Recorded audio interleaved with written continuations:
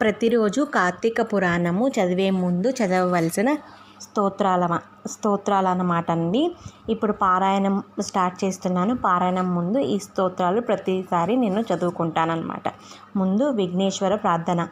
శుక్లాంబరధరం విష్ణుం శశివర్ణం చతుర్భుజం ప్రసన్నవదనం ధ్యాయే సర్వవిఘ్నోపశాంతయే అగజానన పద్మార్కం గజానన మహర్నిశం అనేకదంతం భక్తానాం ఏకదంతముపాస్మహే.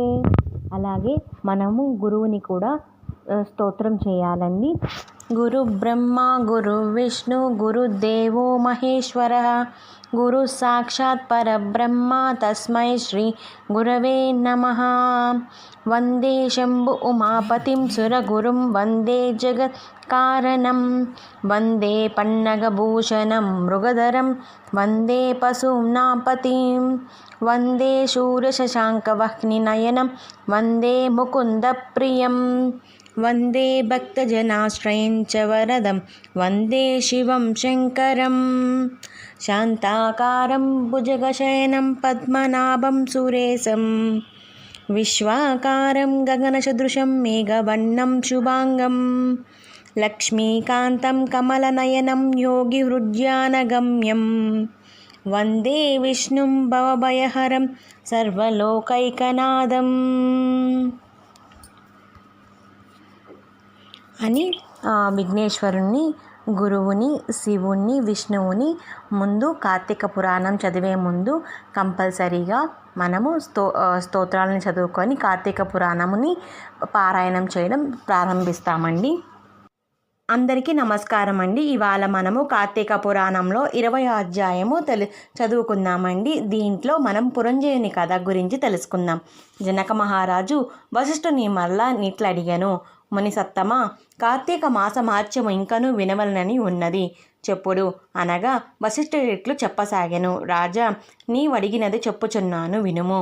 పూర్వము అగస్త్యముని అత్రిముని నీ అడగగా చెప్పిన కార్తీక మహత్యమును వివరించు పరమ అద్భుతమైన కథ. కార్తీక మాసముతో సమానమైన మాసము లేదు, వేదముతో సమానమైన శాస్త్రము లేదు, నారాయణుని మించిన దేవుడు లేడు. మనుష్యుడు కార్తీక వ్రతం ఆచరించుచు స్నాన దాన దీపదాన హరి పూజలు చేయుచు కోరిన కోరికను పొందును. కలియుగములో విష్ణు భక్తి వలన వివేకము, ఆయువు, సంపద, కీర్తి, విజ్ఞానము, విజయము కలుగును. దీనికి ఒక ఉదాహరణ, ఒక కథ ఉన్నది, అది వినుము. పూర్వము త్రేతాయుగములో సూర్యవంశములో పుట్టిన పురంజయుడను రాజొకడుండెను. అతడు అయోధ్య నగరం రాజధానిగా చేసుకొని రాజ్యమేలుచుండెను. అతడు మొదట కొంతకాలము ధర్మ మార్గము తప్పకుండా ప్రవర్తించి ఐశ్వర్యము వృద్ధి నొందిన తరువాత గర్వము తలకెక్కి ధర్మబుద్ధి నశించి తన పరాక్రమమును దుష్ట మార్గములలో ఉపయోగించెను. సత్యము ఆచారమును విడిచి దేవాలయ భూములను బ్రాహ్మణుల మాన్యములను అపహరించుచు ఎదురు చెప్పిన వారిని ఘోరముగా బాధించుచుండెను. ఇట్లు పురంజయుడు రాజ్యపాలనము చేయుచుండగా చూసి కురు కాంబోజి రాజులు పాలకులైన ఇతని సామంతులందరూ కలిసి రథ గజ తురంగ పదాది సైన్యములతో దండెత్తి వచ్చి అయోధ్య నగరమును చెరకు పానకమును ఈగలు ముసిరినట్లు ముట్టడించిరి. పురంజయుడు కూడా సర్వ సైన్యముతో శత్రు శిబిరముపై దాడి చేసెను. ఇట్లు వశిష్ఠమచే చెప్పబడిన స్కాంద పురాణ మండలి కార్తీక మహత్య పారాయణ 20వ అధ్యాయము సంపూర్ణము.